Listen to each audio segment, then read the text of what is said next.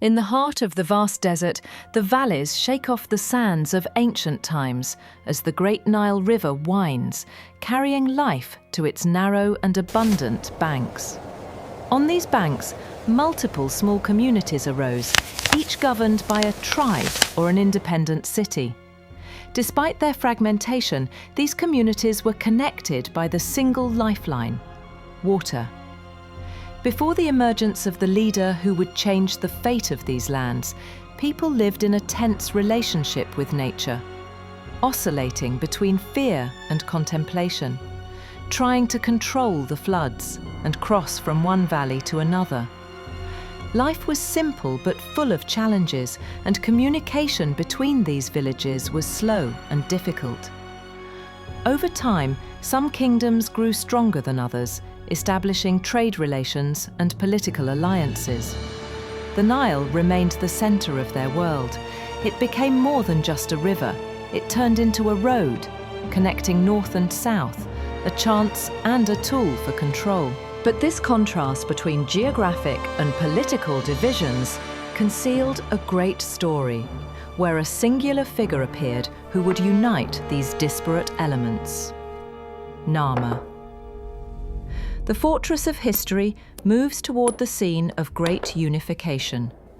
And the story of a king does not begin in this way, but rather with a small idea of unity that rises through the Nile lands, awaiting someone to cast it into the frame of glory. A radical change takes place in the era when Narmer appears, king of Upper Egypt, carrying ambition greater than the boundaries of his region. Ambition to unite south and north beneath his banner.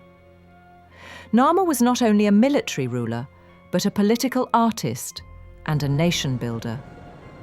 Narmer began by gathering the tribal chiefs and various cities, convincing them of a united destiny and united land. Narmer's battle with his rivals was not only a combat clash, but a competition over identity, power, and the right to lead Egypt. This great event is depicted on Narmer's famous palette, where the king is shown wearing the crowns of the north and south, symbols of power and sovereignty. With every drop of blood running through the Nile flows the true title of Unification. Here begins a new era stretching over succeeding ages of state building, administration establishment, and the emergence of the features of the ancient Egyptian civilization we know today. But Narmer was not alone. Kings followed him, each adding a new chapter to the story of foundation and growth, building temples, consolidating laws, and strengthening order. The end of this chapter directly leads us to explore how administrative and religious institutions emerged, dominating Egyptian history in the First Dynasty. With Narmer's unification of Egypt, the foundations of an organized state based on religious and political administration were laid. The king was no longer merely a tribal leader, but became a divine symbol, representing the unity of sky and earth. A central bureaucracy was established to govern the different lands, through which systems to record harvests, impose taxes, and manage construction were devised. Hieroglyphic writing began to appear as a tool to support authority, bearing the king's names and documenting their achievements. Egyptian religion took a central role, as the pharaoh was seen as the living representative of the god Horus on earth, and responsible for preserving beliefs and cosmic order, Ma'at. Ceremonies reaffirming authority, like the Sed festival, reinforced this concept and provided sustainable royal legitimacy. During this period, large temples and royal tombs were built. These temples were centers of power, culture, and religion.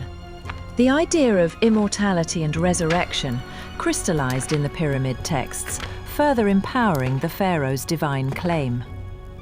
These developments established lasting foundations for pharaonic Egypt, inherited from Narmer and his ancestors. Here begins the story of kings who led the country to eras of prosperity and challenge alike. Now, with these strong foundations, we move on to review the kings of the First Dynasty and their significant achievements. Following Narmer's unification, the true journey of building the pharaonic Egypt began. The kings of the First Dynasty focused on consolidating the pillars of the state and strengthening governance institutions. Among these kings, Den was one of the most prominent figures. His reign witnessed important developments in temple construction and royal renewal ceremonies, which expressed the unity of the cosmic order and reinforced the pharaoh's power. Den contributed to administrative organization, establishing a more advanced system for local and regional administration to maintain political and religious unity. He also sponsored cultural and artistic innovations, making him a symbol of authority and strength. He was followed by kings such as Enedjib and Semakhet, who continued to develop the state and strengthen its institutions, despite some disturbances during their reigns. Finally, King Kwa'a ruled, whose reign faced significant challenges from rebellions and internal conflicts, resulting in a weakening of central authority and the end of the First Dynasty. Despite these conflicts, the kings of the First Dynasty left a strong cultural legacy regarding temple building and developing religious and administrative systems, which remained the foundation of Egyptian civilization in later periods. The First Dynasty achieved great things, but it faced many internal challenges.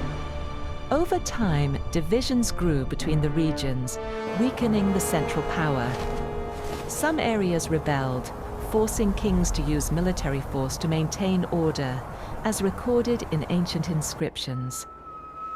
Kings struggled to manage resources amid population growth and the unpredictable Nile floods, which sometimes harmed harvests and increased pressures on leadership. Power struggles between kings and local leaders intensified, gradually eroding the pharaoh's authority. By King Kwa'a's time, these tensions reached their peak, leading to conflicts that caused the dynasty's fall and ushered in a transitional period in Egypt's early history. Still, the First Dynasty left a lasting legacy in administration, religion, and culture that supported Egypt's continued growth. Although the First Dynasty ended, it laid the foundations of pharaonic Egypt, a strong centralized government combining religious and political power that lasted 2 millennia. Institutions created in this era, administrative systems, religious rites, and royal ceremonies became templates for future generations. The invention of hieroglyphic writing allowed Egyptians to record history and govern efficiently. Architectural wonders like temples and royal tombs symbolized the pharaoh's power and divine role, shaping Egyptian culture profoundly. This period marks the start of a magnificent civilization told through papyrus and inscriptions, where Egypt's unity and dynasty legends continue to inspire and fascinate the world.